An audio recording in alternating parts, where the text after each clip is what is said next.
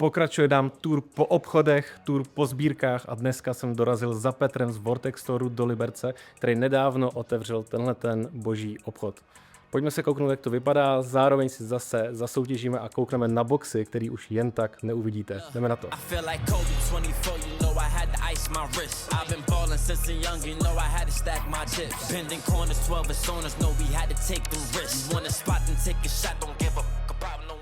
Proč vlastně si otevřel obchod? Ty jsi měl e-shop strašně dlouho. Jasně, ale vždycky jsem chtěl v obchod. Vždycky jsem chtěl v obchod, v biznise předtím se mi to nepovedlo, takže u Pokémonu už byl nejvyšší čas, takže to dopadlo a jsem za to rád. Jaký byly struggly při otvírání jako v obchodu? Je to jako easy věc? Nebo... Klasický struggle s řemeslníkama, co prožívá každý, ten byl hrozný teda, to byla první jako zkouška. A jinak jako v pohodě no, tak asi pak člověk, když otevře víc obchodu, tak je to asi jako už rychlejší a všechno.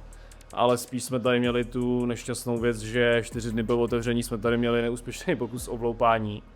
A naštěstí neúspěšný, takže to bylo nepříjemný no, ale naštěstí to skončilo u rozbitý výlohy, zmizly nějaký blistry, ale to bylo hodně blbý no. Jak dlouho ti vlastně jako trvalo se jako produktově dostat vlastně do bodu, kdy jsi vlastně řekl, že máš dostatečný stok jako na to otevřít obchod? Tak priorita pro mě byla, jak právě tady takhle vidíš, aby těch Elite Trainer boxů bylo co nejvíc, protože jak všichni víme, tak kamkoliv prostě přijdeš do řetězců a tak vždycky je tam maximálně 5 Elite Trainer boxů. Já jsem si říkal, když mám otevřít obchod, tak chci, aby tam prostě byly i tady ty starší věci, aby tam třeba byly takhle Pokémon centra. Takže to pro mě byla priorita, že když mám otevřít, tak tam musí být takovýhle perdy. Takže to se povedlo, snažíme se to tady udržovat, takže ty věci, co jsou tady na prodejně, tak teď možná někteří lidi, co na to koukají, tak bylo naštvaný, co u nás nakupujou, tak prostě tyhle bohužel na e-shopu nemáme. A držíme tady tu exkluzivitu, aby to bylo prostě čistě tady, že sem někdo přijde a je to pro něj wow efekt, že tady vidí prostě tolik Elite Trainer boxů a každý nám tady říká, že je to hrozně super to tady vidět pohromadě. Bohužel, kdybychom neměli ten neúspěšný pokus o vloupání a vůbec se tady nikdo nechtěl dostat dovnitř, tak by tady byly i právě tady ty drahý boxy, co jsou tady, no, ale to je čistě náš. Team Up. První ETBčko, který kdy vyšlo, Plasma Storm. To je furt za mě jako jedno z nejhezčích ETBček, vlastně úplně jako ty barvy si strašně sedly. Určitě. Cosmic Eclipse. A na tohleto ETBčko jsem koukal, když jsem začínal a tenkrát bylo prostě třeba někde za 7, za 8. a já jsem si tenkrát říkal, to je strašně moc peněz, něco dát, jak jsem začínal, protože v té době vlastně všude ETBčka byly za 7 kg. A dneska vlastně to ETBčko, který stojí, já nevím, 50, 60, něco takového. Crazy. Hele, pojď mi ještě ukázat, protože ty máš tady vlastně, já to ukážu takhle, aby to bylo vidět. Tady tahle ta vitrínka mě baví úplně ze všeho nejvíc. A jsou tady Sun and Moon boxy, Kanto Power, to Johto, nebo jak se to čte, taky tam jsou Sun and Moon packy, Ultra Prism.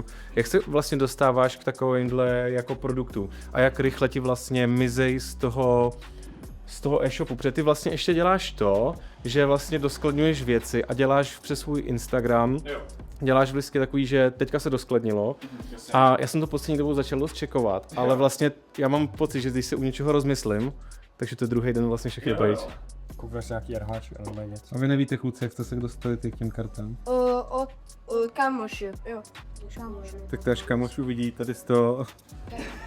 Tak ten bude litovat, že to... Kámoš doma hraje lolko, ty úplně nebo spíš Fortnite teda. A když se říká, kámoš tady točí takový rakety. Tady ten Mew jde v 50 desíce za $7,500. Ale hlavně je cool, že tady kluci mají OG alba prostě, máš tady Black and White album, že jo? To ani jsem si nevšiml, hele. No, to vždycky už někdo když donese, tak já si říkám, podle alba, vlastně co v tom zhruba je, když někdo donese album a teď vidím, že je to Scarlet 2, tak si říkám, cool no, super. Ale jsem víc nadšený, když někdo donese takhle starý album. Až někdo donese album EX Deluxes, tak zavíráme dveře, doneseme ty rovnou prostě, já nevím, catering, všechno a jdem to řešit prostě. Hele, tak to je Plasma Storm edice, Black and White, ale jde to, že to je prostě starý, že je to prostě první edice. Já jsem začínal na nejdobrý, že to není otevřený. Já jsem začínal No, na tak sérii. Kdy jste se narodili, jaký rok? O 2014. Tak tohle 2012. Já jsem myslel, že první byly Evolutiony. Jakoby... Tohle je úplně první Elite Trainer box ever, co byl. My jsme tady teďka ještě skočili k těm boxům, který jsme ukazovali na začátku. Otvíral ty si někdy sám takovýhle starý? Ne, bohužel ne. Neláká ti to? Tak láká, zajmalo by mě, jestli tam je chase karta, to si vždycky říkám, kde jsou jako chase karty, by mě to zajímalo hrozně, jestli tady v tom třeba je Latios, ale možná až někdy přijde nějaká depka nebo nevím co, já moc depky nemívám, ale kdyby někdy, tak možná nějaký slabší okamžik, tak něco loupnu, no, ale určitě ne tady Plasma Storm teda. Vlastně to vůbec nedává smysl jako Ne, otvírat. vůbec no. Protože ten box stojí víc, než kolikrát stojí prostě A tady je ta zajímavý, tisíce. no, tady je zajímavý, že Plasma Storm má dokonce i jenom 7 balíčků. Že dávali ještě jako fakt míň. To byl lakomý ze začátku. Jo, to je on, myslím. Ty obyčejnej vlastně takovej Charizard a pak je tam Lugia Charizard $500. Mm. PSA 10 $19 000, tam už je jako Ale skok, no. pojďme si říct, proč ten Plasma Storm vlastně stojí pro tolik, co stojí. No pojď. Stojí 300 000 korun, protože je to první Elite Trainer box. A lidi to možná podceňují, ještě se to neví, ale za mě je tohle jako base set Charizard, protože to je prostě první Elite Trainer box. Teď každý řeší Elite Trainer boxy, každý chce mít Elite Trainer box na výstavce. A tohle, když je první Elite Trainer box a prodá se jich na eBay a všude prostě jenom pár za rok, tak já si myslím, že je to absolutní, ne chase karta, ale chase box, to nikdo ještě neřekl možná. Takže tohle je za mě jako absolutní chase box, ten Plasma Storm. Já jsem tady na něj koukal, jak i vlastně ten karton je takový jako fakt jako karton vevnitř. Je to poničený. Mně se to ale strašně líbí. Jo. Mně by vlastně asi tohle mít v top stavu, by jsem tomu možná ani nevěřil. No jasně. A to je zajímavý, že tady už ten stav se řeší úplně jinak, než se řeší u nových boxů. Takže na eBay, podle eBay a podle toho, co se prodalo za poslední rok, co jsem koukal, tak tohle, co máme tady my, tak je absolutní jako top stav. Protože většina těch boxů, co se třeba prodala, tak má třeba úplně prořízlou folii ze spoda. A zajímavý je, že i když vlastně je prořízlá folie, tak ten člověk, ten někdo, to stejně draží a chce to prostě koupit. Takže docela zajímavá věc, jako do budoucna, že vlastně dneska se řeší rohy. A já si myslím, že za 5 let je úplně jedno, jestli Ascended Heroes Elite Trainer Box je bouchlej nebo ne. No, to jsme už jednou vlastně řešili a zároveň ta překvapuje, že tam je vidět, že ten box strašně jako cestoval, že toho jako zažil, Určitě. že je obouchanej, ale vlastně, že ta folie, vzhledem k tomu, kolikrát je bouchnutý, tak jako drží. Jo. Protože dneska ty boxy jsou strašně jako papírový a nejhorší, co bylo, je teďka třeba ten Moltres, to UPCčko. Tak to sehnat někde jako neroztržený, je skoro nereálný, to stejný Charizard UPC. Ten jako snad, ten Ty Charizard mají UPC. úplně vlastně tenký ty folie a tam se u toho člověk jako vůbec jako nechytá, no. Jsem právě rád, že lidi i jako kupují tady ty starší věci, protože to mně přijde osobně zajímavější, než brát čistě jako plácnu Ascended Heroes Elite Trainer Box. Protože tohle je prostě jako fakt to pro pořádný fanšmekry, když si koupíš prostě tady takovýhle box, třeba to Johto GX. A jinak takovýmhle boxům jako dostat se, no, tak jako většinou to jsou vždycky sbírky, no. Někdo rozpouští sbírku, ale jak vidíš sám, tak jsou to jako staré věci, takže to už musí být někdo, kdo v tom je jako nějaký roky, jo. To už prostě jen tak doma někdo nemá, že by někdo řekl, hele, mám tady doma Kanto Power, to už je jako fakt pár lidí, kdybych to měl takhle říct. Co ještě nějaký gradovaný karty? Máš taky? Máme tady vepředu gradované karty. Těch máme zatím málo. Ale snažíme se taky postupně rozšiřovat. Hlavně lidi nejvíc nosí teda kusovky, to je hrozně častý. Takže většinou klasický výkup kusovek, co tady taky děláme v obchodě, tak je, že prostě někdo donese albíčko a jsou tam prostě karty starý maximálně 2 roky. Ale co nejzajímavějšího tady třeba lidi otvírali a padlo tady na prodejně už něco jako velkýho? Na prodejně bohužel nám nepadl Godpack, ale člověk si tady kupoval tady First Deluxe Pin a večer nám psal, že padl Godpack a padla úplně ta nejlepší kombinace. Že tam byl prostě Gengar, Pikachu v lese, byl tam prostě Team Rocket Mewtwo, ještě tam byl ten Pikachu, ten další, teď nevím jak to je, 277 myslím. Takže úplně nejlepší kombinace. A druhý den nám psal tady zase zákazník, že koupil od nás na e-shopu tady Xbox, ten novej, a z toho padl taky Godpack. Ale na prodejně, pokud si teď vzpomínám, tak tam bohužel nejdražší karta byl ten koupající se Psyduck. To byla zatím nejdražší karta, že to je jako na prodejně někdo otevřel. To už jste vlastně viděli, protože přišli kluci a měli tam naházený rambly, což jsou vlastně karty, které by člověk strašně jako jednoduše přehlíd, ale zrovna třeba ten Mew jde v PSA 10 za $7-8 tisíc A právě jsem se chtěl zeptat, jestli ještě někdy něco zajímavého někdo jako přines. A ty si říkal, že čekáš, až někdo přijde s Gold Starama, že jestli nemáte Gold Stary. Tak Petr na ně čekají tady na vás. Za to bych byl fakt ochotný dát jako vysokou částku a hlavně to dáváme poctivě, takže kdyby fakt někdo přinesl, já nevím, plásnu úplně toho nejlepšího Gold Star Rayquazu, tak jsem fakt schopný tady jako vyplatit fakt jako v adekvátní částce. Ale myslím si, že jako reálně je cokoliv. Spíš jde o to, že zrovna Gold Stary, tak to byl takovej mrtvej bod v těch Pokémonech, to 2.5 až 2.10. Takže uvidíme, ale zatím nejzajímavější, co kdo přinesl, tak byly Lovebirds z team-upu Latias Latios.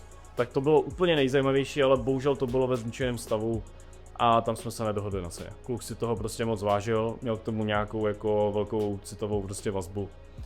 A takže ještě čekáme na něco, jakože, na něco fakt jako zajímavého, že bych si řekl, tyjo, tak na tohle asi jako nezapomenu. Ještě zatím nic takového nepřišlo. Tady v Liberci vlastně na severu není jako vůbec žádnej jako Pokémon v obchod. Jak celkově jako vnímáš, tak se rozrůstá jako Pokémon v obchody, protože samozřejmě každý, i já, když jsem začínal, jsem říkal, hele, já si prostě ičo, tak si udělám e-shop, viděl jsem ten hype a samozřejmě prostě dneska distribuce jsou jako zavřený, takže kdo se vlastně k tomu nedostal na začátku, tak je jako bez šance. Jak vnímáš jako ten obrovský jako nárůst těch jako v obchodu? Vnímám to úplně normálně, no, tak každý si chce prostě utrhnout z toho koláče, každý prostě by chtěl mít distribuci, ale přijde mi, že hodně lidí si to představuje, že když máš tu distribuci, jako máme třeba my, takže si každý představuje, že si jako bloupek doma boxy jako za málo peněz, ale takhle to není, no, jako je to... Takhle jsem to měl tu vidinu já. Já jsem říkal, hele, tak vždycky si prostě poloupu, něco prodám, a budu si to takto. A pak jsem vlastně zjistil, že to je jako naprosto Unreal jako představa. Mně přijde jako super. Že ono je i dobrý, promiň, že ti do toho skáču, ty svoje drogy nebrat. Takže já si myslím, že jako když máš v obchod, tak úplně jako loupat všechno. Přesně tak. Loupat všechno nedává smysl. Já si loupnu z každé edice, jsem se zapřísáhl, jeden booster box a jeden elite trainer box. To jsem teď zavedl od Perfect Orderu. A to si prostě loupnu, abych prostě tam měl nějakou tu šanci na chase kartu a chci si to prostě zkusit. Mně vlastně přijde, že to je jako v každém biznesu vlastně to lidi nemají rádi, ale je to jako důležitý, aby tam byl jako tlak z té konkurence navzájem, aby se to jako posouvalo, protože když tady budeš mít jako 1-2 obchody v celé republice, no jasně, tak všichni budou mít tak jako nohy nahoře a vlastně se to nikam neposune, protože není určitě potřeba to posouvat. Ale tohle to si myslím, že je strašně jako důležitý. Už jenom to, že vlastně tady si můžu přijít, koupit si ty staré boxy, je pro mě něco, co je vlastně, co strašně jako chci. A už jenom když sem vlastně přijdu, takže se vlastně na to můžu vykouknout. Určitě, a právě nám se vidět i lidi z Prahy. Vidět vlastně tyhle ty jako věci, k tomu se jen tak jako nedostane. Jasně. A já furt jsem jako zastánce toho, že si radši připlatím. A vlastně jsem to dělal i u toho výkupu. Radši přijdu o nějakých 20%. Ale mám tam to, že sám přijedu, v klidu si to jako vyřeším a... Říkáš strašně důležitou věc a já říkám vždycky, zásadní rozdíl mezi řetězcem a námi je, že my jsme speciálka. Takhle to je přímo jako charakterizovaný, my jsme speciálka a my tady poskytujeme jako určitou odbornou znalost, teď to možná vyzní komicky, ale my se s těma lidma i pobavíme a vzhledem k tomu, že i já sám to mám rád, sám sbírám karty, tak ta diskuze je úplně jiná, než když si jdeš koupit někam něco do řetězce. Zároveň my tady jedeme i to, že vykupujeme tak, jako v obchody normálně nejedou, že jo. Speciálky teda to jedou, jak který. Ale my tady vykupujeme ty karty, s těma lidma si prostě popovídáme a prostě je to úplně jako jiný experience, proto za náma, jako hlavně kvůli těm produktům starším a tak, jezdí i lidi jako prostě z dálky. Takže už se nám stalo, že jsem přijel třeba pán 4 hodiny a řekl si, že jsem pojede na výlet s rodinou, ale samozřejmě to trošku jako před manželkou udělal chytře a vlastně jel na výlet sám pro sebe, jel do zoo, ale jakoby chtěl hlavně jet prostě na Pokémon. A povedlo se mu to tak, že takhle se to dá zaobalit pěkně. Jaká je tvoje vize toho obchodu, jak by to mělo růst dál, kam bys to chtěl posunout, jak by to mělo jako vypadat, protože vlastně asi to beru furt, že to může být nějaký jako start. Když vezmu to místo, tak jste tady jako vlastně nabitý, že to má nějaký jo. Tak jako rozšiřovat se dá vždycky, určitě se dají i větší prostory, hlavně máme tady hernu, už o to jsme zažádali, takže tady bude herna. Nebude to na nějaký větší akce, ale na pre-release jako to tady bude, takže to jsem rád. A v tomhle máme docela mezery, takže chtěl bych jako i tímhle směrem, no, aby to nebylo čistě jenom jako velký jako sběratelství, ale aby to bylo i hraní, protože právě tady, hoď záběr na Tomáši, díky Tomášovi právě jsem se jako do toho víc dostal a zajímá mě jako to hraní jako takový, takže to je taky super, no. A jak jako vlastně získáváš tyhle ty Pokémon Center a možná vlastně pro lidi, kteří nevědějí, hodněkrát jsem teďka viděl na skupině, že někdo prodával Pokémon Center ETBčko a 80% lidí mu psalo, že se úplně jako posral s cenou, protože vlastně nevědějí, co to je Pokémon Center. Tak pojďme si to říct, takže Pokémon Center vychází v Británii a v Americe. Je to exkluzivka, která vychází jenom čistě od Pokémonů, takže od Pokémon Company, takže nemůžeš to prostě koupit v žádném obchodě. Ale co je nejpodstatnější, tak třeba tady, že jo, Mega Evolution, no, vytáhneme tady spíš White Flare, tak v Pokémon Centru máš teda o pár balíčků navíc, ale to není až tak podstatný. Podstatný je tady ta promokarta navíc, která je stempnutá, že tam je napsaný Pokémon Center. A to je strašně podstatný, že tam máš prostě kartu, která je stempnutá z Pokémon Center. Takže i kvůli tady tomu prostě ta hodnota je jaká je.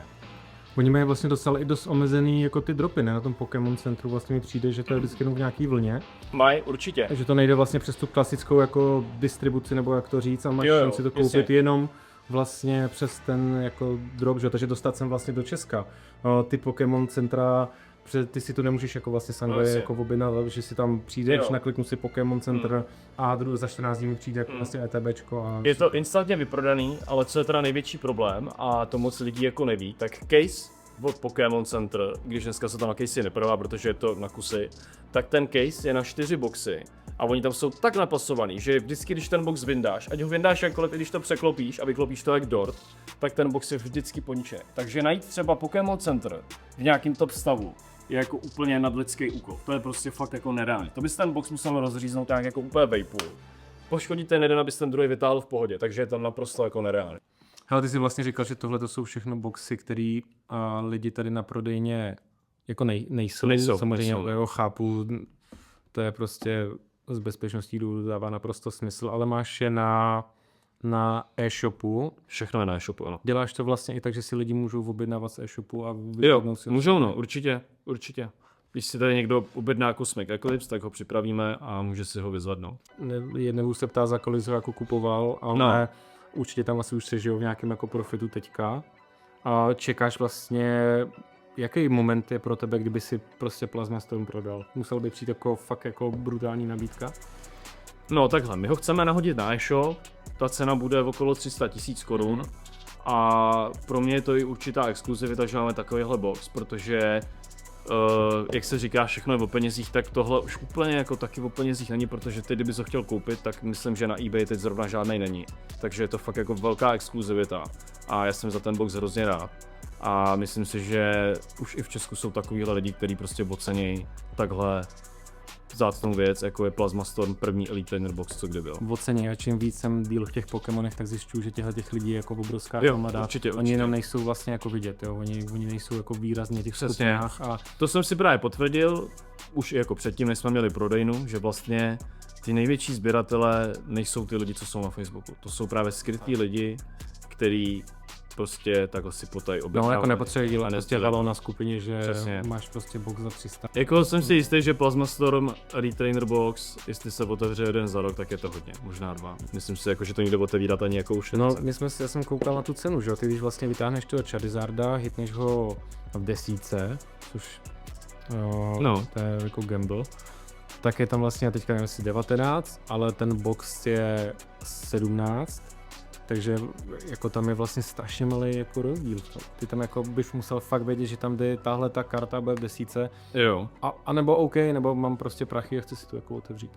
No vlastně, tak což je jako už jiná fáze sběratelství. To už je jiná fáze sběratelství. Chci si to jako otevřít a otevřu si box za 300, ale věřím, že i takovýhle jako lidi můžou být. Ale máš ještě teďka třeba vyhlídlýho něco, co by si chtěl vlastně tady mít v té prodejně nebo i ve své sbírce, co ještě se ti nepovedlo sehnat, nebo nějaký takový svůj chase produkt, na který máš zároveň teďka.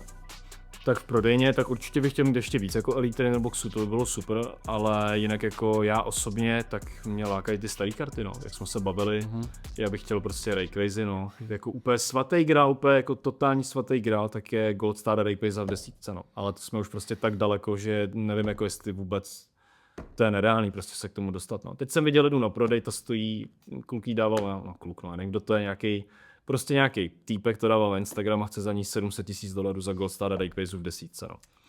ale zase jich jenom asi kolik, 30 na světě, no, tak je to... A jinak beru jakoukoliv Rayquaze, budu rád, když doplním prostě sbírku mých Rayquaze a prostě jakoukoliv Rayquaze přem. Mít tady nějaký booster box jako baseu, fosilu, něco jako takového. Tak klidně no, určitě bych se nebránil, ale zase se dostáváme k tomu Plasma Stormu teď jako tak a říkám si, že vlastně spíš mi přijde zajímavější mít teda Plasma Storm, než nějaký booster box starý teda. Tak tam je jako vlastně strašný problém s tím jako vážením, že každý přijde, tak bude chtít vlastně si Určitě. prostě převážit ten, pak se dostaneš do fázy, kdy ti tady zůstanou jenom light packy, že jo. A to je taky zajímavý, co říkáš, že vlastně nedává smysl, třeba jako nějaké, jak říkají v Americe, že skenujou ty booster boxy starý. No, to je zajímavý. Tak u toho Elite Trainer Boxu to vůbec nedává smysl to skenovat. Ty prostě kupuješ Elite Trainer Box, který je starý a je unikátní. A je ti vlastně jedno, že tam, co tam vlastně je. Mně osobně jedno, jestli v tom Plasma Stormu je Charizard nebo ne. Já to beru tak, že to je prostě první Elite Trainer Box. Jasně, bereš jako tu Takže auru toho produktu. přesně, takže třeba tady z těch věcí, co tady máme, tak tohle dává třeba největší smysl otevřít, jo. To ještě jako pořád dává smysl. Latias Latios stojí 300 000, Booster Box stojí 240, když ti k tomu padnou další karty a čistě teoreticky budou desítka, tak je to jako zajímavý. Ale prostě ty Elite Trainer Boxy, to už jsou jako fakt sběratelské věci. Co nejvíc ubližuje je to, jak se nám tady rozjel ten trend, že se řeší jakýkoliv roh na každý krabici, tak to si myslím, že je až jako toxický. I pro mě, jako co mám e-shop, tak každý chce pořád něco fotit, takže to si myslím, že je docela blbý, protože vy tady ten Plasma Storm, tak ten je prostě poškozený ze všech stran a nikdo to neřeší. Takže já říkám všem, za 5 let, až někdo vytáhne Ascended Heroes Elite Trainer Box, tak je podle mě úplně jedno, že je tam poškozený roh, ale úplně jedno, protože tam půjde hlavně ten obsah. Ascended Heroes má Godpack, takže to bude podle mě úplná priorita, takže se bude podle mě zpátky řešit obsah. Kdy to přejde, to nevím. Ale to první bylo, co nejvíc pomáhá. Tak určitě, jak je to virální, no, si myslím, jako, že do toho vstoupí do toho noví lidi a z 10 lidí, co vstoupí, tak 2 lidi podle mě v tom můžou třeba jako zůstat a budou to myslet vážně, tak to si myslím, že je super, takže když se takhle pořád nabírají noví lidi a objeví kouzlo toho hobby, tak je to super.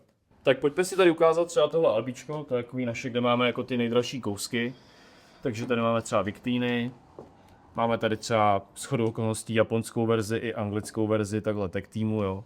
Pak tady máme třeba něco z Ascended Heroes. Obecně vždycky, jak máme něco drahého z Ascended Heroes, tak to zmizne hned, takže teď tady bohužel máme jenom Zoroarka, včera tady bylo ještě Pikachu. Pak tady máme třeba další, jo, GX různý tag týmy. Takže docela to je rozmanitý, bych řekl. Máme třeba ze Celebrations toho metalického Pikachu. Zatím jako jsme pořád čerství, ještě nejsme otevřený ani měsíc, takže hádám, že za půl roku už to třeba bude vypadat jinak to albíčko. Takže postupně to plníme. Tady třeba mezi tím je dokonce Ninetales Rumble, jo, taky docela zajímavý. Ale to pokračuje dál, už tady máme i nějaké jako starší kousky. Máme tady třeba Blastoise, Venusaura basetovýho, pak tady máme třeba tady toho Zekroma, to si každý říká, to je moderní karta. Ne, Poprvé to jsem moderní viděl karta. tu kartu, vůbec jsem Jo, jo. že takováhle karta Jo. ani jako Takže je. zlatá karta, teď nechci kecat, jaký to je rok, ale je to něco 2010+, bude to třeba 2012, 2013, 2014. A tenkrát prostě to nebyl standard, že by se dělaly zlatý karty, jo. Pak tady máme vintageovky, protože Pokémoni nejsou jenom o moderních setech. Takže tady máme různě takhle Wizards of the Coast éru. Já k ním mám třeba osobně prostě strašný jako vztah. Jo. I tady to prostě blbá Drowsy za 30 korun pro mě má vlastně kolikrát větší hodnotu než vlastně jakýkoliv jako Jasný, je to lepší. modern, třeba. že jo vlastně. Jo, souhlasím. Jo. No, tak No, tady to máme z Mixi, jaký jakož, jo, Slowking třeba, no. Jo, a třeba ty To ta species třeba. Jo, a třeba vlastně tyhle ty level XK, tak to já už jsem pak vlastně už pak v Pokémonech tolik nebyl a ty mě vlastně vůbec k tím nejsem Jo. schopný vlastně najít jako start. Tady je třeba zajímavý tohle až působí jako trošku fakeově, že dřív vůbec Já tyhle karty miluju dělali. teďka tyhle, ty teďka zrovna jako vlastně po nich jako strašně jdu. Jo. A Delta Species je přesně moje prostě Aha. éra. Tyhle ty EX a ten Pikachu je taky, ten je skvělý, Jo, ten je krásný. Promíčka teďka taky se snažím. to je něco pro Honzu z Pichu Cards tady to. Já vím, já jsem mu to chtěl právě, už jsem mu to chtěl posílat. No, takže zdravíme Honzu. A pak tady pokračujeme dál, ještě něco. Třeba tady krásný promíčko, jo. Dark Ivysaur. Je to z nějakého kontextu, myslím. Jo. A pak ještě tady, no, takhle pokračujeme. Taky holíčka prostě starý. Machamp, Jo. First Edition. Každopádně, jak jsme slíbili, tak Petr si pro vás připravil soutěž a pro jednoho z vás budeme mít... Čeho máš? Ty jsi to držel, ty Surprise. přece, Plasma Budete Storm. mít Plasma Storm ETBčko, stačí napsat. Pro jednoho z vás budeme mít Shining Fates Boxy, který už je víceméně takový lehký vintage. A jediný co, zase budeme vybírat z náhodného komentáře. Napište, co říkáte na to, že si můžete v takovémhle obchodě koupit takhle starý boxy. Za mě je to naprosto mega. A hlavně soutěžní otázka, Plasma Storm nebo auto?